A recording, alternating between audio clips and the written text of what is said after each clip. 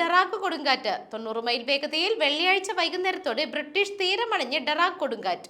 ആദ്യം അയർലൻഡിൽ പ്രവേശിച്ച കൊടുങ്കാറ്റിന്റെ തീവ്രത വ്യക്തമാക്കി കൗണ്ടി മയോയിൽ നിന്നുള്ള കനത്ത കാറ്റിന്റെ ദൃശ്യങ്ങൾ പുറത്തു വന്നിട്ടുണ്ട്. അർദ്ധരാത്രിയോടെ യുകെയിൽ ഡെറാക്ക് കൊടുങ്കാറ്റ് സമ്പൂർണ്ണ ശക്തി കൈവരിച്ചു.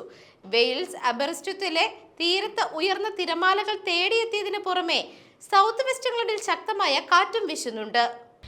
തിങ്കളാഴ്ച പുലർച്ചെ ജീവൻ അപകടത്തിലാക്കുന്ന റെഡ് വിൻഡ് മുന്നറിയിപ്പാണ് മെറ്റ് ഓഫീസ് പുറപ്പെടുവിച്ചത്. പുലർച്ചെ 3 മുതൽ രാവിലെ 11 വരെ കാർഡിഫ്, സ്വാൻഡി, ബ്രിസ്റ്റോളിലെ ചില ഭാഗങ്ങൾ, നോർത്ത് സോമർസെറ്റ് തുടങ്ങിയ തീരമേഖലകളിൽ സുപ്രധാന തോതിൽ കൊടുങ്കാറ്റിന്റെ പ്രഭാവം അനുഭവപ്പെടും. കാറ്റിനുള്ള റെഡ് അലർട്ട് ലഭിച്ച മേഖലകളിൽ അവശിഷ്ടങ്ങൾ പറക്കുന്നതും മരങ്ങൾ മറിയുന്നതും ഉയർന്ന തിരമാലകളും അപകടകരമായ സാഹചര്യമാണ് സൃഷ്ടിക്കുകയെന്ന് മെറ്റ് ഓഫീസ് പറഞ്ഞു. തീരദേശ റോഡുകളിലും കടലിന് അഭിമുഖമായി സ്ഥിതി ചെയ്യുന്ന വീടുകളും അപകടത്തിന്റെ മുന്നണിയിലാണ്.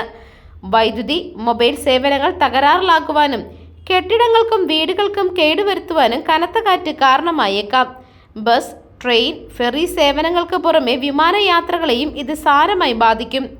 നവംബർ 27-ന് കോണോൾ കൊടുങ്കാറ്റും നവംബർ 22-ന് ബെർട്ട് കൊടുങ്കാറ്റും ബ്രിട്ടനിൽ നാശം വിതച്ച് കടന്നുപോയിരുന്നു.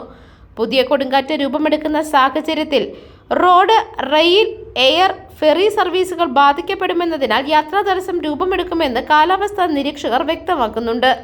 വീടുകളിലും ബിസിനസ്സുകളിലും വെള്ളപ്പൊക്കം പ്രതിസന്ധി സൃഷ്ടിക്കുവാനും സാധ്യതയുണ്ട്. News desk, മെഗ്നവിഷൻ.